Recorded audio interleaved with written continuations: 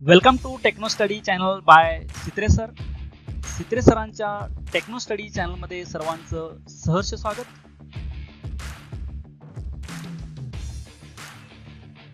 In this session we will study FOIGC, that is 11th physics, chapter 2nd, mathematical methods, part 5.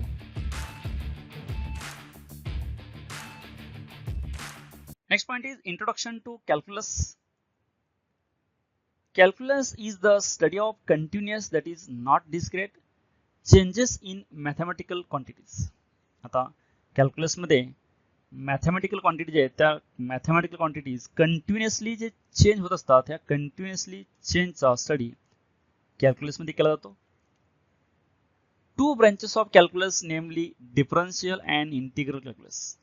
तर कॅल्क्युलसचे दोन प्रकार आहेत, त्यामध्ये differential calculus आणखीन इंटिग्रल कॅल्क्युलस. त्यापैकी फर्स्ट जे आहे डिफरन्शियल कॅल्क्युलस हे आपण इन डिटेल पाहायचं आहे. आता first let us consider a function that is y equal to f of x.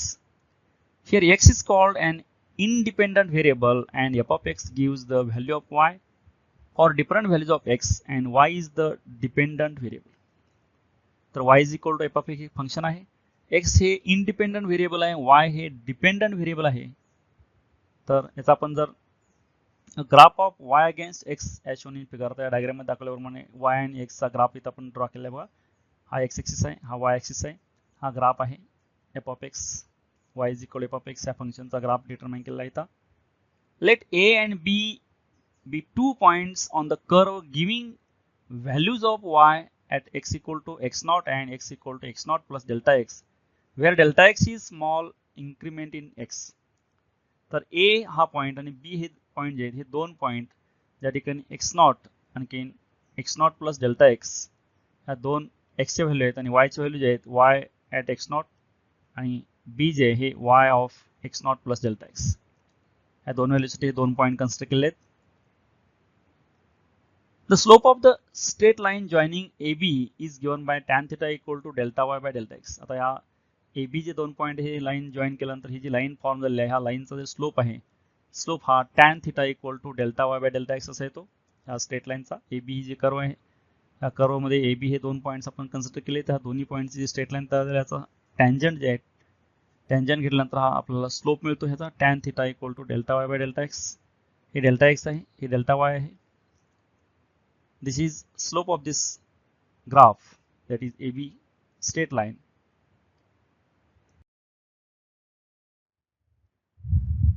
If we make delta x smaller and smaller, b will coincides with a. आता यामध्ये delta x value जे आहे, पण delta x value जर आपण small केली तर हे A B he straight line जी आहे ही छोटी होते. आपण जर डेल्टा एक्स आपण कमी कमी कमी करत गेलो तर हे बी जे आहे हे बी हा ए वरती कोइन्साइड होतो, म्हणजे ए आणि बी एकाच ठिकाणी येतात, कोइन्साइड होतात. In this limit, the line AB extended on both sides to P and Q will become a tangent to the curve at A, that is at x equal to x naught. जर आपण delta x value कमी करत गेलो, जर बी ही ए वरती आला तर त्या ए वरती आल्यानंतर ही जी स्ट्रेट लाईन आहे ए बी जी अगोदर जी कन्सिडर केली होती, तर ही पी क्यू जी स्ट्रेट लाईन आहे ही ह्या ए पॉईंटला ही टँजंट असते आणि टँजंट ह्या ॲट एक्स नॉट आहे. ए जे आहे हा ॲट एक्स नॉट व्हॅल्यू आहे जी, त्यावेळी ही पी क्यू ही लाईन जी आहे ही टँजंट आहे. तर आपण याचा जर स्लोप घेतला, स्लोप ऑफ द टँजंट, ह्या टँजंटचा आपण जर स्लोप घेतला तर limit delta x tends to zero delta Y by delta x. आता टेंड्स टू झिरो म्हणजे डेल्टा एक्स जे आहे हे डिफरन्स जे आहे हा delta x very very small पाहिजे, जवळपास झिरो पण एक्झॅक्टली झिरो नाही, कारण झिरो घेतल्यानंतर delta x value he delta y by delta x हा डिनॉमिनेटर झिरो आल्यामुळे हिचा आन्सर इन्फिनिटी येतं. म्हणून टेंड्स टू झिरो घ्यायचं आहे, झिरोच्या जवळपास व्हॅल्यू आहे पण एक्झॅक्टली झिरो नाही आहे. हे लिमिट टेंड्स टू झिरो म्हणजेच हे delta x value very very small केल्यानंतर बी हा ए ला कोइन्साइड झाला, त्यामुळे दोन्ही इथं ए आणि बी इथं कोइन्साइड झाले बघा. ही स्ट्रेट लाईन तयार झाली, ही टँजंट आहे at this A point that is at x not. आपण हे स्लोप ऑफ टँजंट असं लिहू शकतो limit delta x tends to zero delta Y by delta x. आणि हे जे हेच आपण असं लिहू शकतो स्लोप ऑफ टँजंट लिमिटच्या ऐवजी आपण हे d y by d x लिहायचं. इथं limit delta x tends to zero delta Y by delta एक्सच्या ऐवजी d y by d x आपण लिहू शकतो. हे स्लोप ऑफ टँजंट आहे. आता स्लोप ऑफ टँजंट जे आहे d y by d x हे आपण limit x delta x tends to zero हा डी डेल्टा वाय जे आहे वाय मधला चेंज, हे वाय जे आहे बघा इथं X naught Y at x naught आणखी Y x not plus delta X, म्हणजे वाय प्लस डेल्टा वायची व्हॅल्यू इकडं हे डेल्टा वाय एक्स्ट्रा आहे, मधून वाय मायनस केल्यानंतर रिमेनिंग ओनली डेल्टा वाय येतं हे, आणि डेल्टा एक्स हे ॲज इट इज आहे, लिमिट हे इक्वेशन पाहिजे. तर त्याच्यावरून ह्या व्हॅल्यू पुट केल्या, वाय प्लस डेल्टा वाय जे ह्याचं फंक्शन आहे X not plus delta x हे आहे, आणि वायचं फंक्शन आहे तर एफ ऑफ एक्स हे ॲट एक्स नॉट आहे दोन्ही पण, इथं आहे बघा वाय एक्स नॉट, हे मायनस केल्यानंतर फॉर जनरल इक्वेशन हे आपण ॲट एक्स नॉट साठी आहे, पर्टिक्युलर केससाठी एक्स नॉट जनरल जे dy by dx equal to limit delta x tends to 0 f of x plus delta x minus f of x upon delta x, this is dy by dx, that is slope of tangent. इतका येतो इथं slope of tangent. dy by dx जे आहे हे आपण असं लिहू शकतो dy by dx of f of x, ह्याच्या आपण इथं असं हे असं लिहू शकतो, हे लिमिट जे आहे हे dx च्या ऐवजी dx limit delta x tends to 0 f of x plus delta x minus f of x upon delta x, हे आपण d by dx of f of x अशा पद्धतीनं लिहू शकतो, हे slope of tangent. Let f1x, f1 function of x and f2 function of x be two different functions of x and let s be a constant. Some of the properties of differentiation are, आता f1 आणि f2 हे दोन वेगवेगळे function असतील, त्यामध्ये x चे function आहेत आणि s हा कॉन्स्टंट असेल, तर काही याच्यामध्ये प्रॉपर्टी, त्यामध्ये पहिली प्रॉपर्टी आहे D by dx of s into f of x, s हा कॉन्स्टंट असेल तर s हा कॉन्स्टंटच्या बाहेर घेऊन आपण डिफरन्शिएशन जे आहे D by dx of f of x. आणखी सेकंड प्रॉपर्टी जे आहे D by dx of f1x plus f2x, f1 हे function of x, f1 function of x आहे, तर हे प्लस असेल तर दोन्हीचं सेपरेट डिफरन्शिएशन घ्यायचं, पहिल्या टर्मचं डिफरन्शिएशन आणि सेकंड टर्मचं डिफरन्शिएशन, म्हणजे D by dx of f1x plus D by dx of f2x. Third property आहे D by dx of f1x into f2x, दोन फंक्शनचा मल्टिप्लिकेशन असेल तर ते प्रोडक्ट रूल वापरायचा, पहिलं फंक्शन कॉन्स्टंट ठेवून दुसऱ्याचं डिफरन्शिएशन घ्यायचं, प्लस दुसरं फंक्शन कॉन्स्टंट ठेवून पहिल्याचं डिफरन्शिएशन घ्यायचं, म्हणजे f1x d by dx of f2x plus f2x d by dx of f1x. Fourth property आहे D by dx of division असेल फंक्शनची f1x अपॉन f2x, तर 1 by f2x into d by dx of f1x minus f1x upon f2x square d by dx of f2x. If x depends on time another variable t, then आता जर दुसऱ्या एका टाइमवर depend असेल x, तर dx dt by d by dt of f of x is equal to d by dx of f of x dx by dt. इथं variable separation केलेलं आहे, dx ने मल्टिप्लाय डिवाइड केलेलं आहे. Six property d by dx of f of g of x, then f dash g of x into f dash x, where f dash g of x is d by dg of f, or dy by dx equal to dy by dv into dv by dx. ह्या 6 properties आहेत फंक्शनच्या.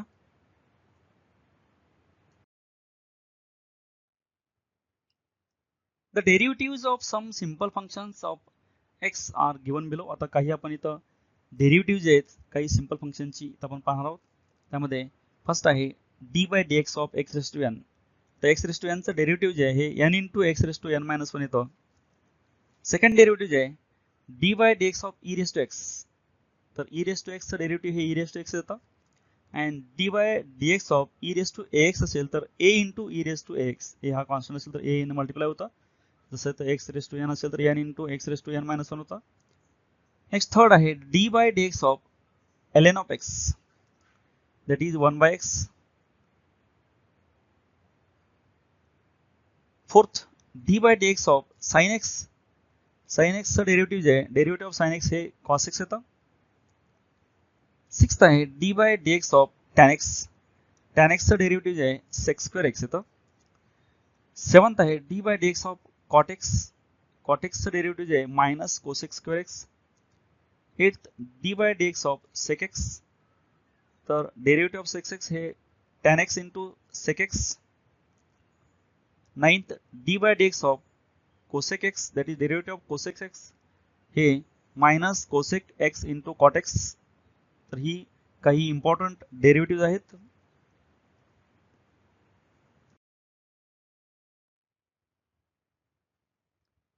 Calculus मध्ये second type आहे integral calculus. Physical interpretation of integral of a function f of x, that is integration of f of x dx is the area under the curve f of x versus x. तर इंटिग्रेशनचं physical significance जे आहे, तर आपण समजा हा x axis हा Y axis आणि F of x हा एक जर आपण कर्व काढला, तर कर्वच्या अंडरचा एरिया जे आहे, हा एरिया अंडर दिस कर्व गिव्स इंटिग्रेशन. इंटिग्रेशन म्हणजेच काय, एरिया अंडर दिस कर्व. ह्या इंटिग्रेशन म्हणजे ह्या एरिया, हा कर्वच्या खालचा जो एरिया आहे शेडेड एरिया, हा शेडेड एरिया मिळतो. To calculate the area under this curve, divide the area into large number of vertical rectangular strips and add the areas of these rectangles. आपल्याला हा कर्व असल्यामुळे direct definite formula यायला नाही, त्यामुळे काय करायचं, असे स्मॉल स्मॉल व्हर्टिकल स्ट्रिप्स इथे इमॅजिन केला आणि स्ट्रिप्स इमॅजिन करून प्रत्येक सिंगल स्ट्रिपचा आपण जर एरिया कॅल्क्युलेट केला आणि सर्व स्ट्रिपचा एरिया जर आपण ऍड केला, तर आपल्याला हा संपूर्ण शेडेड एरिया जे आहे ह्या कर्वच्या अंडरचा मिळतो. अशा पद्धतीने हा कर्वच्या अंडरचा शेडेड एरिया कॅल्क्युलेट करायचा आहे. एरिया अंडर द कर्व, हा एबी जे कर्व आहे, ह्या एबी कर्वच्या अंडरचा एरिया आपण आता नेक्स्ट कॅल्क्युलेट करायचा आहे. त्यासाठी हे प्रत्येक स्ट्रिप जे ही प्रत्येक स्ट्रिप ही रेक्टँग्युलर शेप आहे. प्रत्येक स्ट्रिपचा एरिया काढायचा आणि तो ऍड केल्यानंतर आपल्याला संपूर्ण ह्या कर्वच्या अंडर जे एरिया आहे तो एरिया मिळेल. इथं आपण समेशन घेतलेलं आहे डेल्टा A1 AI म्हणजे ही जे प्रत्येक स्ट्रिप आहे, आय नंबरची स्ट्रिप आहे, आय नंबरच्या स्ट्रिपचा एरिया आहे, छोटा एरिया आहे म्हणून आपण ह्याला डेल्टा ए मानलेला आहे. असे प्रत्येक एरिया जे हे ऍड केले, I equal to 1 to n delta AI, आयची व्हॅल्यू आपण चेंज करत गेलो, प्रत्येक स्ट्रिपचा हा एरिया कॅल्क्युलेट करत गेल्यानंतर सर्व एरिया ऍड केलं तर ह्याला समेशन घेतलं आहे. डेल्टा AI जे आहे, हे डेल्टा AI हे इथं लेंथ इंटू ब्रेथ, म्हणजे ही लेंथ जी आहे ही xi मायनस xi मायनस 1, आणखीन इकडं y जे आहे, ही y हे f of x आहे, f of x आहे. इथं length into breadth, base into height, हे जे इथं हा एरिया झाला प्रत्येक स्ट्रिपचा, आणि हा ऍड समेशन जे आहे, समेशन म्हणजे संपूर्ण प्रत्येक स्ट्रिपचा एरिया ऍड केलेला आहे आणि हा एरिया अंडर द कर्व मिळतो. As we increase n number of strips n tends to infinity. आता ह्या ज्या स्ट्रिप्स आहेत, आपण स्ट्रिप छोट्या छोट्या करत गेलो, अतिशय व्हेरी स्मॉल आपण त्याची विड्थ करत गेलो, तर हे n म्हणजे नंबर ऑफ स्ट्रिप जे ह्या नंबर ऑफ स्ट्रिप्स ह्या इन्फायनाइट होतात, मॅक्झिमम नंबर ऑफ स्ट्रिप होतात. एरिया अंडर द कर्व, आता हे जेव्हा आपण छोट्या छोट्या स्ट्रिप्स घेऊ, हे विड्थ फार कमी केल्यानंतर या स्ट्रिपची संख्या इन्फायनाइट होते. त्यावेळी या कर्वच्या अंडरचा एरिया जे आहे, तो कर्वच्या अंडरचा एरिया आपण असा लिहू शकतो, limit n tends to infinity summation I equal to 1 to n xi minus xi minus 1 f of xi. तर हे प्रत्येक आपण स्ट्रिप जे आहे, स्ट्रिपची व्हॅल्यू विड्थ जे आहे, विड्थ व्हेरी स्मॉल केल्यानंतर प्रत्येक स्ट्रिपचा एरिया आपण कॅल्क्युलेट करून ऍड केला आहे. आणि ह्या प्रत्येक स्ट्रिप जे आहेत ह्या व्हेरी स्मॉल, ह्याचं मिनिंगच आहे n टेंड्स टू इन्फिनिटी, म्हणजे नंबर ऑफ स्ट्रिप्स जास्त असतात, इन्फायनाइट असतात, त्यावेळी हा एरिया अंडर दिस कर्व असा येतो. If n is really infinite, then area under the curve of definite integral of f of x from x equal to a to x equal to b. आता वरील जे integration होतं त्यामध्ये आपण जर area एका ठराविक लिमिट पासून घेतला a पासून b पर्यंत, हे डेफिनेट इंटिग्रेशन घेतल्यानंतर हे सेम इक्वेशन जे यामध्ये फक्त x equal to a to x equal to b याला लिमिट येतं इथं, f of x dx equal to limit n tends to infinity summation I equal to 1 to n inside bracket xi minus xi minus 1 bracket complete f of xi. हे definite integration आहे. f of x is called indefinite integral of f of x. Capital f of x जे आहे हे indefinite integral आहे f of x चं. त्यामध्ये f of x equal to integration of f of x dx. Small f of x dx चं integration घेतल्यानंतर capital f of x आलेलं आहे answer. Differentiation is the reverse process of that of integration. तर differentiation जे आहे, derivative जे आहे, इंटिग्रेशनची रिव्हर्स प्रोसेस आहे. Therefore, f of x is dy dx of f of x. जेव्हा इथे याचं इंटिग्रेशन घेतल्यानंतर हे डेरिव्हेटिव्ह आलेलं आहे, सॉरी याचं इंटिग्रेशन घेतलेलं आहे, हे f of x फंक्शन आलं आहे. f of x चं डेरिव्हेटिव्ह घेतल्यानंतर हे इंटिग्रेशन फंक्शन येतं. That is f of x a to b, f of b minus f of a is integration a to b f of x dx. Differentiation he reverse process आहे इंटिग्रेशनची. इंटिग्रेशनच्या विरुद्ध क्रिया आहे differentiation. आता properties of integration. आता इंटिग्रेशनच्या काही properties आहेत. त्यामध्ये पहिली प्रॉपर्टी आहे integration F of x plus f1x plus f2x dx. आता दोन सेपरेट फंक्शन असतील त्यांचे ॲडिशन असेल तर या दोन्ही फंक्शनचं सेपरेट इंटिग्रेशन घेता येतं. म्हणजे integration f1x dx plus integration f2x dx. म्हणजे पहिली टर्म दुसरी टर्म हे जे ॲडिशन आहे यामध्ये पहिल्या टर्मचं सेपरेट इंटिग्रेशन प्लस दुसऱ्या टर्मचं सेपरेट इंटिग्रेशन पहिली प्रॉपर्टी आहे. सेकंड प्रॉपर्टी जे आहे integration k f of x dx की हा कॉन्स्टंट असेल तर कॉन्स्टंट ह्या इंटिग्रेशनच्या बाहेर येतो आणि integration f of x dx असं राहतं. k is constant. म्हणजे कॉन्स्टंट हा इंटिग्रेशनच्या बाहेर घ्यायचा म्हणजे कॉन्स्टंटचं इंटिग्रेशन येत नाही. त्यामुळे इंटिग्रेशनच्या बाहेर साइन ठेवून हे व्हेरिएबल जे आहे तेवढं व्हेरिएबल तेवढ्याच हे इंटिग्रेशन घ्यायचं असतं. हे इंटिग्रेशनच्या काही प्रॉपर्टीज आहेत.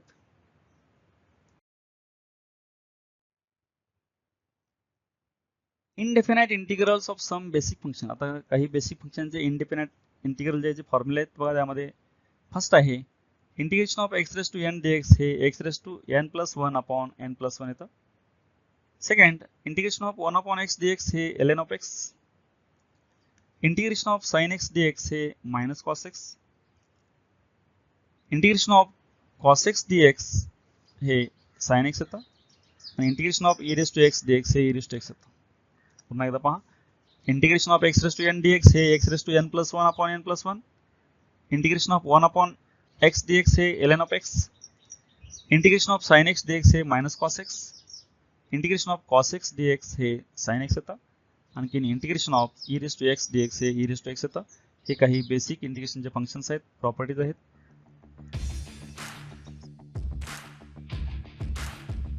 Thank you for watching this video. Keep watching videos, and for other videos see description box of this video, and don't forget to subscribe,